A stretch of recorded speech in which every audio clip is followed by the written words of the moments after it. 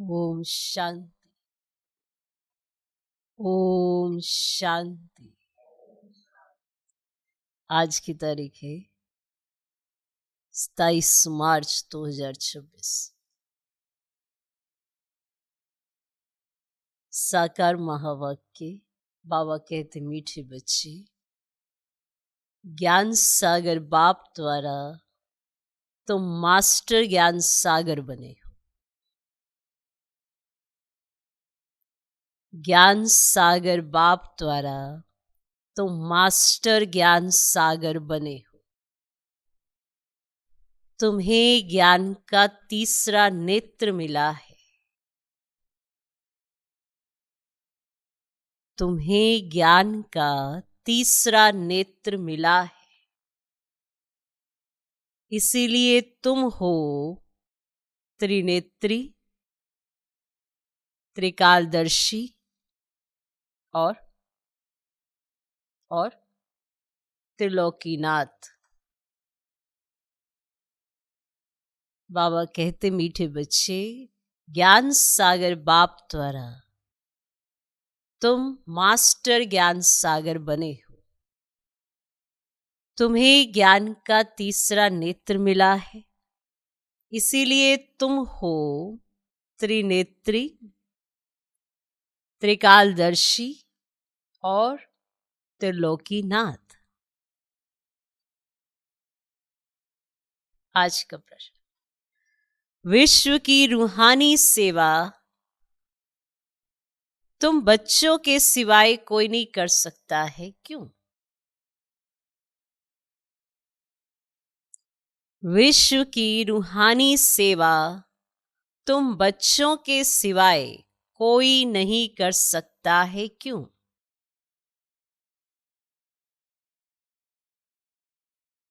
उत्तर, क्योंकि तुम्हें ही सुप्रीम रूह माना शिव बाबा की शक्ति मिलती है। क्योंकि तुम्हें ही सुप्रीम रूह माना शिव बाबा की शक्ति मिलती है। पहले तुम आत्माओं को सुप्रीम रूह द्वारा ज्ञान का इंजेक्शन लगता है। पहले तुम आत्माओं को सुप्रीम रूह द्वारा ज्ञान का इंजेक्शन लगता है, जिससे तुम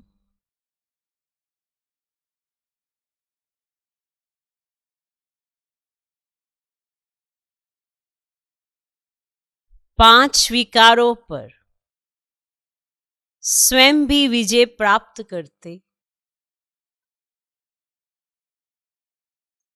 और दूसरों को भी कराते हो।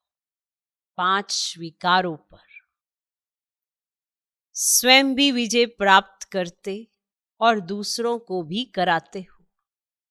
ऐसी सेवा और कोई कर ना सके।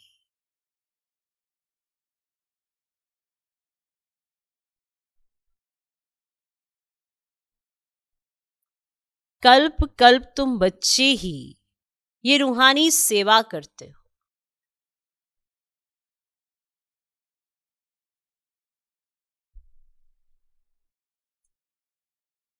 विश्व की रूहानी सेवा तुम बच्चों के सिवाय कोई नहीं कर सकता है, क्यों? उत्तर, क्योंकि तुम्हें ही सुप्रीम रूह माना शिव बाबा की शक्ति मिलती है। पहले तुम आत्माओं को सुप्रीम रूह द्वारा ज्ञान का इंजेक्शन लगता है, जिससे तुम पांच विकारों पर स्वयं भी विजय प्राप्त करते और दूसरों को भी कराते हो। ऐसी सेवा और कोई कर ना सके। कल्प कल्प तुम बच्चे ही ये रूहानी सेवा करते हो। ओम शांति। बाप की याद में बैठना है और कोई भी देदारी की याद में नहीं बैठना है। नए नए जो आते हैं बाप को तो जानते ही नहीं। उनका नाम तो बड़ा सहज है, शिव बाबा। बाप को बच्चे नहीं जानते, कितना वंडर है। शिव बाबा ऊंचे ते ऊंच सर्व का सदगति दाता है, सर्व पतितों का पावन करता, सर्व का दुख हरता भी कहते हैं, परंतु वे कौन है ये कोई नहीं जानते, सिवाय तुम बीके के। तुम हो उनके पोतरे पोत्रियां, सो तो जरूर अपने बाप और उनकी रचना के आदि मध्यंत को जानेंगे। बाप द्वारा बच्चे ही सब कुछ जान जाते हैं। ये है ही पतित दुनिया। सर्व कलयुगी पतितों को सत्युगी पावन कैसे बनाते हैं, सो तो बीके के सिवाय दुनिया में कोई नहीं जानते। कलयुगी दुर्गति से निकालने वाला सत्युगी सदगति दाता बाप ही है। शिव जयंती भी भारत में ही होती है। जरूर वे आते हैं, परंतु भारत को क्या आकर देते हैं ये भारतवासी नहीं जानते। हर वर्ष शिव जयंती मनाते, परंतु ज्ञान का तीसरा नेत्र नहीं है, इसीलिए बाप को नहीं जानते। नहीं जानते सिवाय तुम भी के बाप को और कोई नहीं जानते। फिर गीत बजा, नैनहीन को राह दिखाओ प्रभु। ये मनुष्यों का बनाया हुआ गीत है कि हम सब नयनहीन हैं। ये स्थूल नयन तो सबको है, परंतु अपने को नयनहीन क्यों कहते हैं? वे बाप बैठ समझाते कि ज्ञान का तीसरा नेत्र कोई को है नहीं। बाप को नहीं जानना ये भी अज्ञान। बाप को बाप द्वारा जानना इसको कहा जाता है ज्ञान। बाप को नहीं जानना ये है अज्ञान। बाप को बाप द्वारा जानना इसे कहेंगे ज्ञान। बाप ज्ञान का तीसरा नेत्र देते हैं, जिससे तुम सारी रचना के आदि मध्य अंत को जानते हो। ज्ञान सागर के बच्चे तुम मास्टर ज्ञान सागर बन जाते हो। तीसरा नेत्र माना ही त्रिनेत्री, त्रिकालदर्शी, त्रिलोकी नाथ बन जाते हो।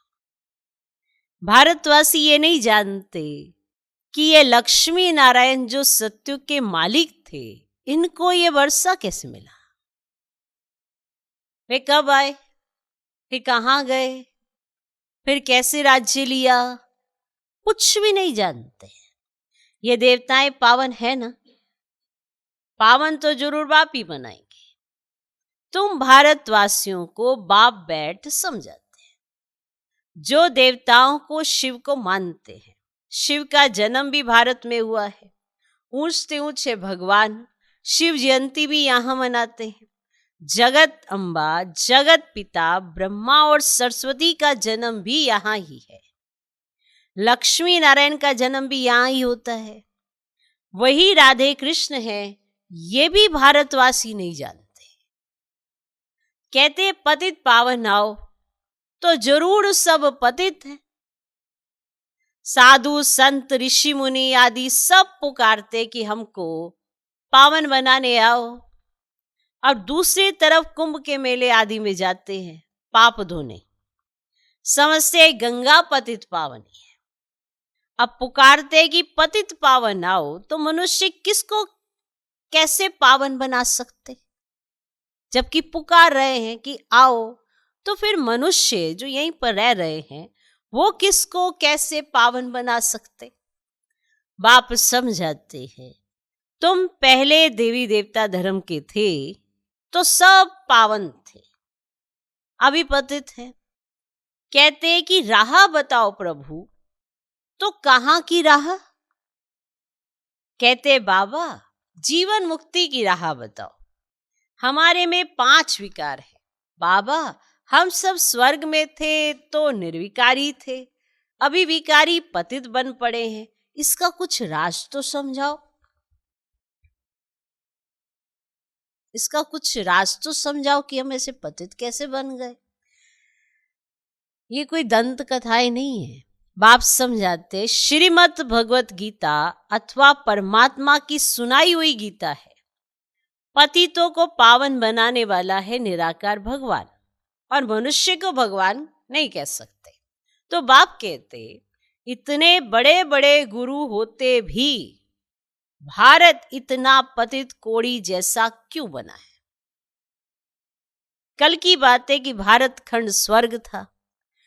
बाबा ने भारतवर्ष को स्वर्ग की सौगात दी थी। भारतवासी पतितों को आकर राजयोग सिखलाए, पावन बनाया था। अब फिर बाप बच्चों के पास आया है सेवाधारी बन। वे पुस्तक आदि बैठ सुनाते। बाप कहते मैं निराकार साकार साधारण बूढ़े तन में प्रवेश कर बच्चों को आकर समझाता हूं। हे भारतवासी बच्चों, देखो रूहानी बाप रूहों को बैठ समझाते हैं। ये ब्रह्मा नहीं सुनाते हैं, लेकिन वे निराकार बाप इस तन का आधार लेते हैं। शिव को तो अपना शरीर नहीं है, सालीग्राम आत्माओं को तो अपना अपना शरीर है। पुनर्जन्म में आते आते पतित बन जाते हैं। अब तो सारी दुनिया पतित है, पावन एक भी नहीं। तुम सतो प्रधान थे, फिर खाद पड़ने से सतो से रजो तमो में आए हो। तुम भारतवासियों के पास शिव बाबा आकर शरीर धारण करते हैं, जिसको भागीरथ भी कहते हैं। मंदिरों में शंकर का चित्र दिखाते हैं, क्योंकि वह शिव शंकर इकट्ठा समझ लेते हैं।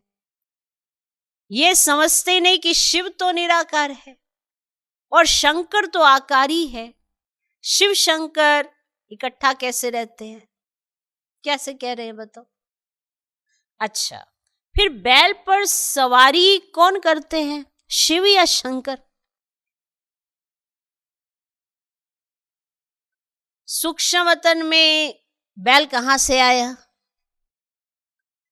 शिव रहता है मूल वतन में, शंकर सूक्ष्म वतन में, और मूल वतन में सब आत्माएं हैं।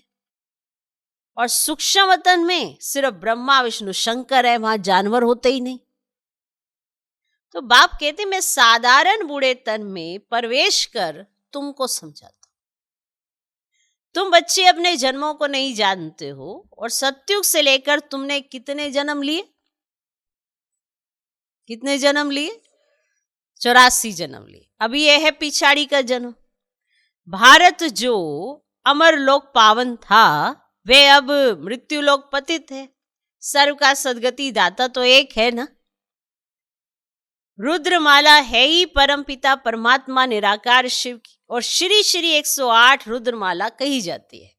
सब शिव के गले का हार है, और बाप तो है पतित पावन सर्व का सदगति दाता, सर्व को वर्षा देने वाला। लौकिक बाप से हद का वर्षा मिलता है, जिसको सन्यासी काग विष्टा समान सुख समझते हैं। और बाप कहते हैं कि बरोबर ये जो सुख है ना तुम्हारा, ये काग विष्टा समान ही है। बाप भी कहते हैं। तो बाप ही आकर पतितों को पावन अथवा कांटों को फूल बनाते हैं नॉलेज से। कैसे? नॉलेज से। समझ में आ गया ये पॉइंट? कैसे पावन बनाते? कैसे? अच्छा, ये गीता की नॉलेज है। ये ज्ञान कोई मनुष्य नहीं समझा सकते हैं। ज्ञान का सागर पतित पावन बाप ही समझा सकते हैं, और बाप से ही वर्षा मिलता है जो तुम ले रहे हो, और तुम ही सिर्फ सदगति तरफ जा रहे हो। अभी तो संगम पर हो, और वह तो कलयुग में है। अभी ये कलयुग का अंत। महाभारत लड़ाई भी सामने खड़ी है।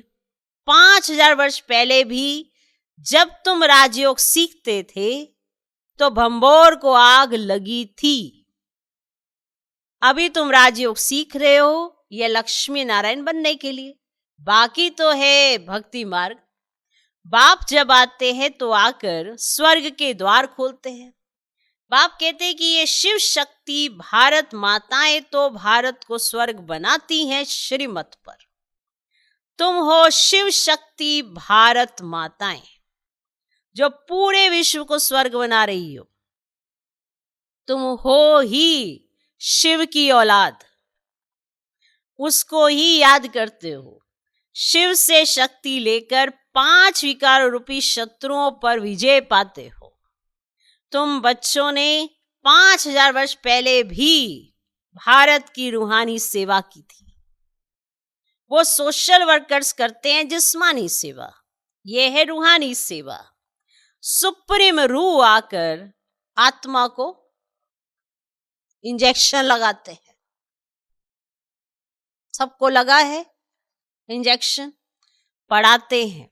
आत्मा ही सुनती है। तुम आत्माएं हो, तुम ही 84 जन्म लेते हो।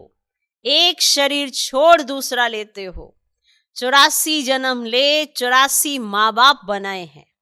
सत्युग त्रेता में तुमने स्वर्ग के सुख पाए, अब फिर बेहद के बाप द्वारा स्वर्ग का सुख ले रहे हो। बरोबर भारत खंड में ये लक्ष्मी नारायण का राज्य था। वहां दैत्य आदि कोई नहीं था। तुम जानते हो अभी इस पुरानी दुनिया को आग लगनी है। मैं आकर ज्ञान यज्ञ रचता हूं। तुम सब पवित्र देवता बनते हो। हजारों हैं जो देवता बनने का पुरुषार्थ कर रहे हैं। बाप आया है बच्चों की सदगति करने। तुम बच्चों को कांटों से फूल बना रहे हैं। तुमको ज्ञान का तीसरा नेत्र दे रहे हैं, जिससे तुम सारे ड्रामा को, शिव बाबा का क्या पार्ट बचता है, सब जानते हो। जानते हो पक्का। ब्रह्मा और विष्णु का कनेक्शन क्या है वे भी जानते हो। वो दिखाते कि विष्णु की नाभि से ब्रह्मा निकला और ब्रह्मा ही जाकर विष्णु बनते हैं। ब्राह्मण सो फिर देवता। विष्णु से ब्रह्मा बनने में कितने 5000 वर्ष लगा। ये तुमको ज्ञान है। तुम ब्राह्मणों के नाभि कमल से विष्णुपुरी प्रकट हो रही है। तुम ब्राह्मणों के नाभि कमल से विष्णुपुरी प्रकट हो रही है। उन्होंने तो चित्र बनाया है कि विष्णु की नाभि से ब्रह्मा निकला, फिर सभी वेदों शास्त्रों का सार सुनाया। अब तुम ब्रह्मा द्वारा सारा सार समझते हो। बाप कहते हैं मुख्य धर्म शास्त्र हैं 4। पहले देवी धर्म का शास्त्र है गीता। अब गीता किसने गाई? शिव बाबा ने।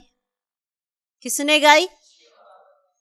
ज्ञान सागर, पतित पावन, सुख का सागर शिव बाबा है। उसने बैठ भारत खंड को स्वर्ग बनाया, ना कि श्री कृष्ण ने।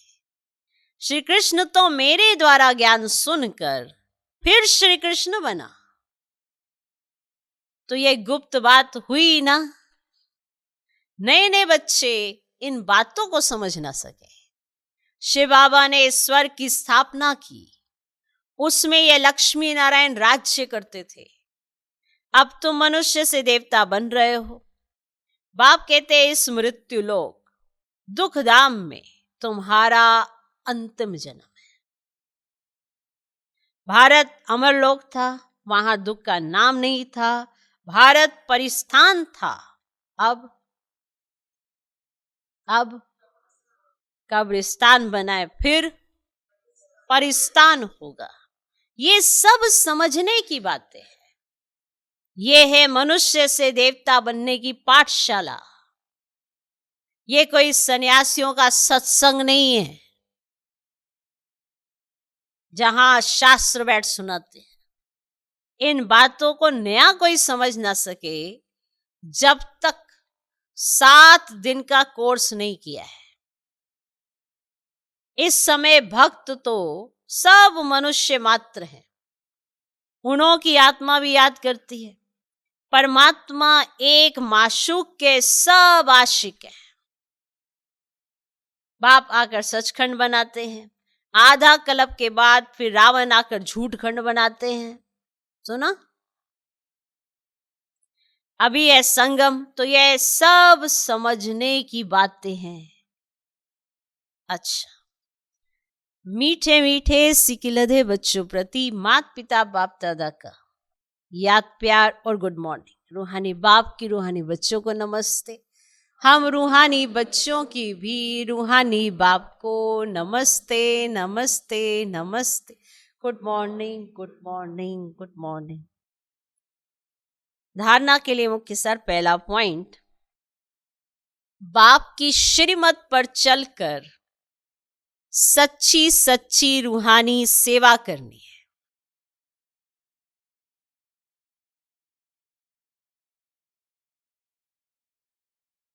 बाप की श्रीमत पर चलकर सच्ची सच्ची रूहानी सेवा करनी है।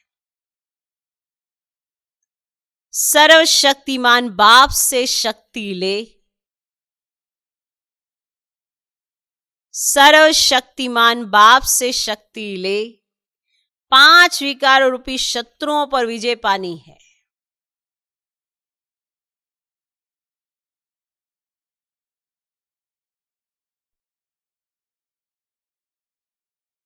सर्वशक्तिमान बाप से शक्ति ले, 5 विकार रूपी शत्रुओं पर विजय पानी है। दूसरा पॉइंट, मनुष्य से देवता बनने के लिए पवित्र जरूर बनना है। मनुष्य से देवता बनने के लिए पवित्र जरूर बनना है। नॉलेज को धारण कर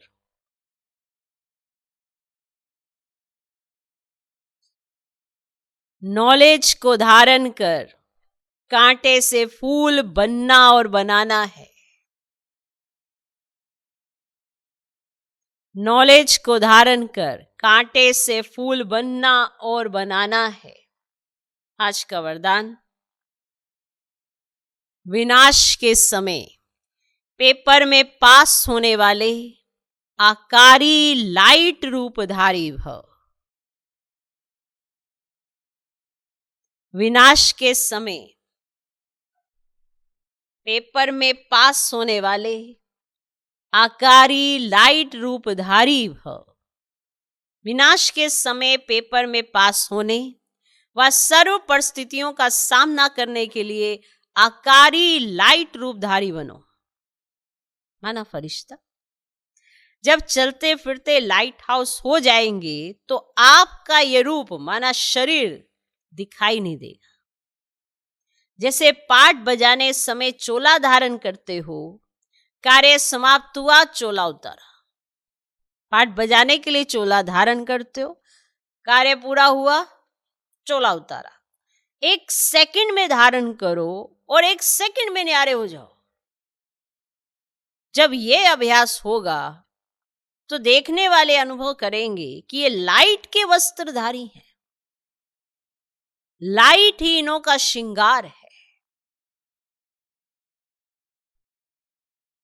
आज का स्लोगन, उमंग उत्साह के पंख सदा साथ हो तो हर कार्य में सफलता सहज मिलती है। उमंग उत्साह के पंख सदा साथ हो तो हर कार्य में सफलता सहज मिलती है। ये अव्यक्त इशारे निश्चय के फाउंडेशन को मजबूत कर सदा निर्भय और निश्चिंत रहो। बाप सर्वशक्तिमान है तो उसका हाथ पकड़ने वाले पहुंचे कि पहुंचे ये फेथ रखो। कौन है बाप? सर्वशक्तिमान है ना। तो आपने किसका हाथ पकड़ा, पहले ये तो विचार कर लो। आपको अपने पर डाउट है, पर जिसने आपका हाथ पकड़ा उस पर क्यों डाउट कर रहे हो? उसके हाथ में आपका हाथ है और वो आपको पहुंचा रहा है, तो ये फेथ रखो, चाहे खुद भले कमजोर भी हैं, लेकिन साथी तो मजबूत है ना। आप कमजोर हो, चलो माना आप कमजोर हो, आप में बड़ी कमी कमजोरी है, चलो मान लिया, ठीक है, पर आपका जो साथी है वो तो मजबूत है, इसीलिए पार हो ही जाएंगे, क्योंकि आपको अपने साथी पे यकीन है। इस फेथ को बढ़ाते जाओ, सदा ऐसे निश्चय बुद्धि विजयी रतन है, इसी स्मृति में रहो, बीती सो बीती, बिंदी लगाकर आगे बढ़ो। अगर आज भी आप पिछली बातों को याद करके ये सोच रहे हैं पिछली बार ऐसा हो गया था, तो फिर आज जो हो रहा है उसका आनंद कब लोगे? अगली बार, फिर उससे अगली बार। अगर आज में ही नहीं रहे तो पीछे ही रहे तो दुखी रहेंगे। और ये बात कई बार समझाई जा चुकी है, फिर भी आत्मा जब तक खुद को नहीं मनवाएगी तब तक वो मान नहीं सकते हैं। अपनी आत्मा को खुद रियलाइज करना होगा कि बाबा मुझे कितना प्यार करता है और कहां से उठाकर मुझे लाया है, मुझ पर बाबा का फेथ है और मेरा कितना है। उसी के आधार पर निश्चय बुद्धि बनेंगे ना। तो निश्चय बुद्धि विजयंती क्यों कहा गया है? आपका निश्चय शो करता है कि आपने क्या सीखा, क्या पाया और अब आगे क्या बनने वाले हैं। पुरानी बातों को उठाकर उनको फिर से रिवाइज करना, फिर से कमी कमजोरी, अचानक से लगेगा सब कुछ मिल गया और फिर बैठ गए, या कोई ऐसा आ गया और पिछली बार तो तेरे साथ ऐसा हुआ था, बस आ गई याद।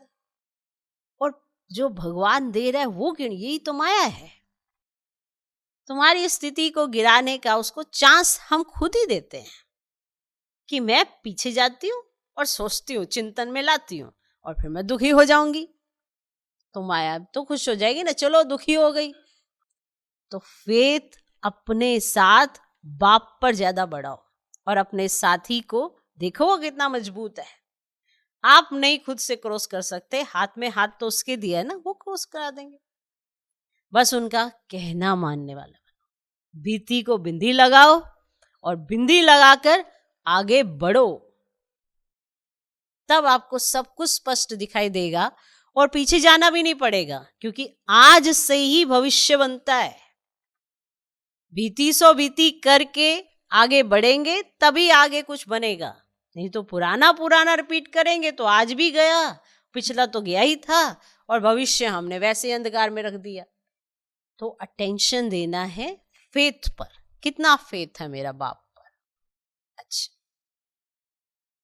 विशेष नोट, आज प्यारे बाप दादा की अति लाडली देश विदेश के सर्व ब्राह्मण परिवार की जान, हम सबके दिलों पर राज्य करने वाली मीठी दादी जानकी जी का पुण्य स्मृति दिवस है। दादी जी ने 104 वर्ष की आयु तक विदेही व जीवन मुक्त स्थिति में रह ज्ञान दान के साथ साथ गुणों का दान करते पूरे परिवार की अलौकिक पालना की है। उनकी सार गंभित अनेक ज्ञान के गुह्य रहस्यों से भरपूर क्लासेस सभी का मार्गदर्शन करती रही है। आज भी उनकी छत्र छाया और उनके द्वारा मिली हुई अनमोल शिक्षाएं अनेक ब्रह्मावत्सों के कानों में गूंजती रहती है। दादी जी सच्चाई, सफाई और सादगी की प्रतिमूर्त थी। दादी जी द्वारा मिली हुई अनेक अनमोल शिक्षाओं में से कुछ शिक्षाएं लिख रहे हैं, सभी ने आत्मसात करना जी। ठीक है, पहला पॉइंट, अपने सूक्ष्म अभिमान को परख कर उसे जल्दी से खत्म करना ही अपने ऊपर आशीर्वाद करना है।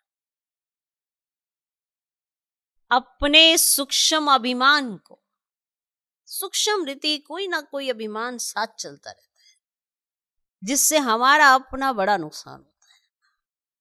तो जो सूक्ष्म अभिमान है उसको जल्दी से परख कर और जल्दी जल्दी उसे खत्म कर देना ही अपने ऊपर आशीर्वाद करना है, माना अपने ऊपर रहम करने जैसी बात है। अगर आप ये सूक्ष्म अभिमान को जल्दी से परख लें और जल्दी से खत्म कर दें। कहीं कहेंगे अरे हमें अभिमान आता ही नहीं, हम तो समझते हम तो कुछ है ही नहीं। ये सूक्ष्म अभिमान है। अगर आपको बहुत जल्दी छोटी छोटी बातें पिंच हो जाती हैं, फीलिंग आ जाती है, ये भी तो अभिमान है। आप कहेंगे ये कैसा अभिमान है, हम तो दिल शिकस्त हो जाते हैं। पर आपको ये लगता है ना कि आपको कोई ऐसा कैसे कह सकता है, आपको किसी ने ऐसा कैसे कह दिया, तो ये क्या है? तो जो ये सूक्ष्म अभिमान है, ये बहुत महीनता से आत्मा को कमजोर बनाता जाता है।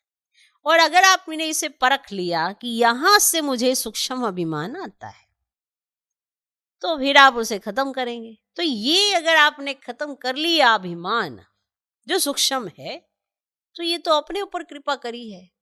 हम बचे हैं आने वाले उस चीजों से जो उसके साइड इफेक्ट होंगे, उनसे बचने के लिए हमें अपने आप को परखना होगा कि हम क्या कर रहे हैं।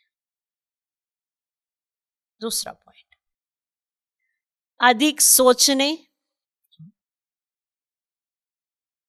सोचने बोलने और चिंता करने से शक्ति खर्च होती है। अब हम भगवान से योग लगाते हैं, शक्ति लेते हैं, अब वो शक्ति यूज कहाँ होती है? व्यर्थ में या समर्थ में? देखो रोज शक्ति लेते हो, आप लेते हो ना, आती है ना पावर, लेकिन उसको आपने समर्थ में लगाया, व्यर्थ में लगाया, क्योंकि वो खर्च तो होनी ही है। तो फिर कहाँ जा रही है? बहुत ज्यादा अधिक सोचने लग जाते हो, बहुत अधिक बोलने लग जाते हो, या बहुत अधिक चिंता करने लग जाते हो, तो आपकी जो शक्ति है, जो अच्छे कार्य के लिए आपको मिली है, वो इसमें लग जाती है। इसीलिए साइलेंस में रहो तो शक्ति जमा हो। क्लियर? तीसरा पॉइंट, किसी की गलती चित्त पर ना हो। चित्त साफ रखो तो चैन से रह सकेंगे।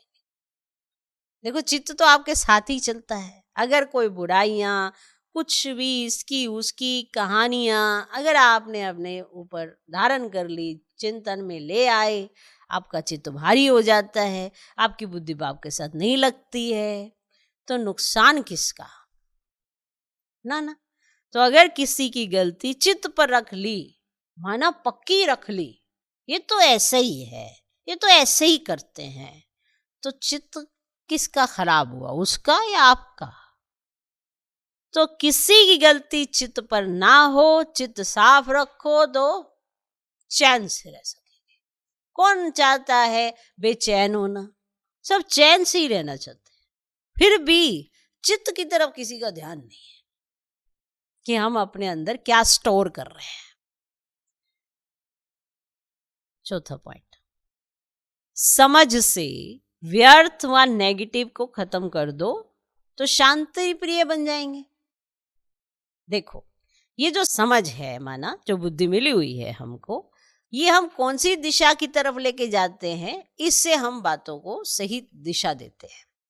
अगर आपके सामने कोई व्यर्थ या नेगेटिव बात आती है, तो आपके पास समझ तो है ना, उस समझ का प्रयोग करो।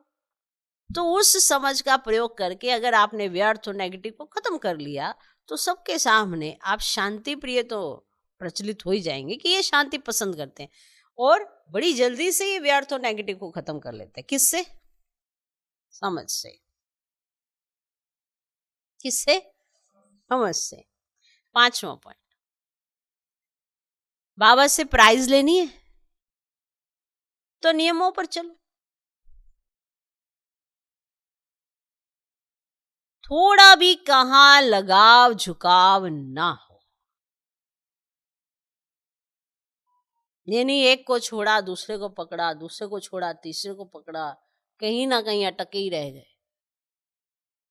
और चाहेंगे बाबा से प्राइज मिल जाए, बाबा मुझे बहुत प्यार करे, पर तुम्हारी बुद्धि अटकी रहती किसी ना किसी में। तो जब बाप में बुद्धि ही नहीं गई तो प्राइज कहां से मिलेगी?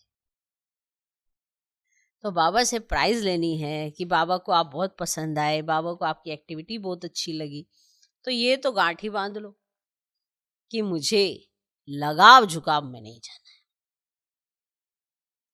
छठा पॉइंट, कर्म और संबंध का पता गुणों से चलता है, इसलिए कर्म में रूहानियत और संबंध में सच्चाई हो। कर्म और संबंध का पता गुणों से चलता है कि आपने कौन से गुण कैसे धारण किए, कैसे अडॉप्ट करते हो, कैसे कर्मों से शो होता है। जब हम कर्म कर रहे होते हैं तो सब देख रहे होते हैं कैसे ये शांत होकर प्यार से सबसे व्यवहार करके अच्छे से कार्य कर रहे हैं, तो ये वही पता चलता है। आपके अंदर गुण है तो कर्मों से ही तो दिखाई देंगे ना कोई गुण। तो कर्म और संबंध का पता गुणों से चलता है, इसलिए कर्म में रूहानियत होनी चाहिए और संबंध में सच्चाई हो। सातवां पॉइंट, नम्रता और सत्यता को अपना साथी बना लो। नम्रता और सत्यता को अपना साथी बना लो तो हर बात एक्यूरेट होगी, और एक्यूरेसी तो सबको चाहिए। हर एक चाहता है मैं एक्यूरेट कार्य करूं, एक्यूरेट सब कुछ हो जाए, तो ये गुण भी धारण करने पड़ेंगे, नम्रता और सत्यता। आठवां पॉइंट, प्यार मांगने के बजाय स्वमान में रहो।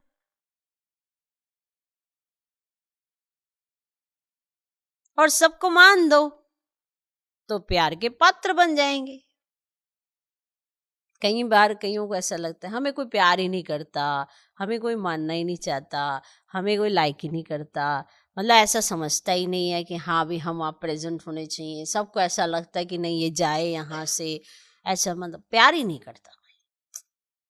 कईयों के ऐसे थॉट भी चलते हैं भाई। सबसे ज्यादा तो आपको भगवान ने प्यार कर लिया, मनुष्य आत्माओं को भी तुम्हें प्यार चाहिए, तो तुम देना सीख जाओ। जो तुम्हें मिल रहा है उसे देना शुरू करो। मान सम्मान दूसरों को दो, तो जब आप दूसरों को देंगे तो आपको तसल्ली रहेगी कि मैंने अच्छे से अच्छा कार्य किया है। 100% देना आना चाहिए। देना आता नहीं, बस चाहते चाहते ज्यादा है। तो प्यार मांगने के बजाय स्वमान में रहो।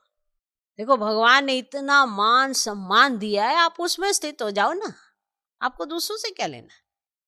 और सबको मान दो तो प्यार के पात्र बन जाएंगे। 9वां पॉइंट, जो सच्चे, स्वच्छ और सर्विसेबल हैं वही परमात्म प्यार के पात्र है। जो सच्चे, स्वच्छ और सर्विसेबल हैं वही परमात्म प्यार के पात्र है। 10वां पॉइंट, सेवा करते डबल लाइट रहना, ये सबसे बड़ी सेवा है।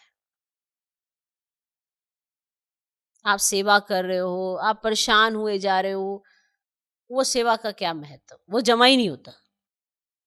आप सेवा करते हल्के हो, आपको बहुत आनंद आ रहा है, तो वो बहुत बड़ी सेवा है। एक तो वाइब्रेशंस में आप सबको सहयोग दे रहे हो। 11वां पॉइंट,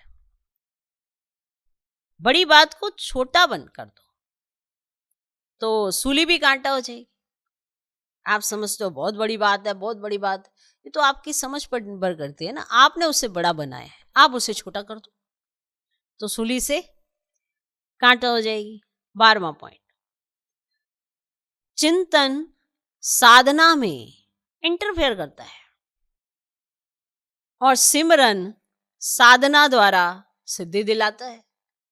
अगर आपको किसी बात की चिंता है, वो भी एक तरह का चिंतन होता है, बस फिक्र लग गई है, अब ये आप करना चाहते हो योग, अब योग में आपको इसकी सपोर्ट नहीं मिली है क्योंकि आपका चिंतन ही ऐसा चल रहा है, तो आपने किया सिमरन। इसीलिए शब्द देखो, उसका भाव अंतर आ जाता है। सिमरन माना याद उसकी जिसने आपको इतना भरपूर किया, तो फिर आपकी साधना में वो सिद्धि का काम करता है। 13वां पॉइंट, खुशी का खजाना सदा कायम रखना है। यदि कल खुश थे आज नहीं है, फिर परसों पता नहीं कैसे होंगे, या ऐसा। अगर आपको खुशी का खजाना सदा कायम रखना है तो पॉजिटिव सोचने का तरीका सीख लो। कहते हैं हम खुश रहना चाहते हैं पर कोई हमें खुश रहने ही नहीं देता। कोई और नहीं, आप ही अपने आप को खुश रहने नहीं देते, क्योंकि आपके सोचने का तरीका नेगेटिव और व्यर्थ की तरफ जाता है। तो आप ये सीख लो, क्या, पॉजिटिव रहने का तरीका सीख लो। और पॉजिटिव रहना माना पॉजिटिव सोचना। क्या कहते ये बहुत पॉजिटिव है, नहीं कुछ ऐसा ऊपर नीचे भी होगा तब भी ये ना पॉजिटिव ही बात करेंगे कि नहीं ऐसा नहीं, ऐसा हो जाएगा, कोई बात नहीं, हो जाएगा हो जाएगा हो जाएगा। तो इसीलिए वो आत्माएं खुश रहती है। और कुछ नहीं हो सकता, मेरा कुछ नहीं हो सकता, कुछ नहीं है, कुछ नहीं है, सब कुछ मिलते मिलाते भी ऐसे चिंतन में चले जाते हैं, माना हमारी जो सोच है वो नेगेटिव है, उसे पॉजिटिव में सोचने का तरीका सीखो। आपको यही चीज सीखनी जरूरी है कि अगर आपको खुश रहना है। 14वां पॉइंट, अब की स्थिति ही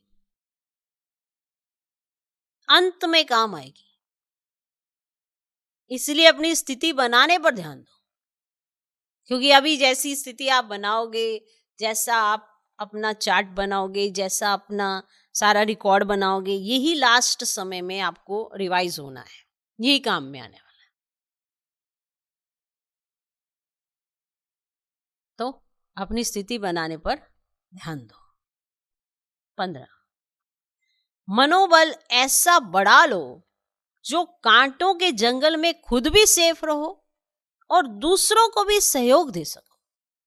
ऐसा मनोबल अपना बढ़ा लो। जंगल है कांटों का, चारों तरफ कलयुग इतना चरम सीमा पे पहुंच चुका है, तमो प्रधानता बहुत है, लेकिन आप अपना मनोबल ऐसा बढ़ा लो जो कांटों के जंगल में खुद भी सेफ रह सको और दूसरों को भी सहयोग दे सको। 16वां पॉइंट, अपवित्रता से मुक्त होना है तो आंतरिक वैराग्य वृत्ति धारण करो। अपवित्रता से मुक्त होना है तो आंतरिक वैराग्य वृत्ति धारण करो।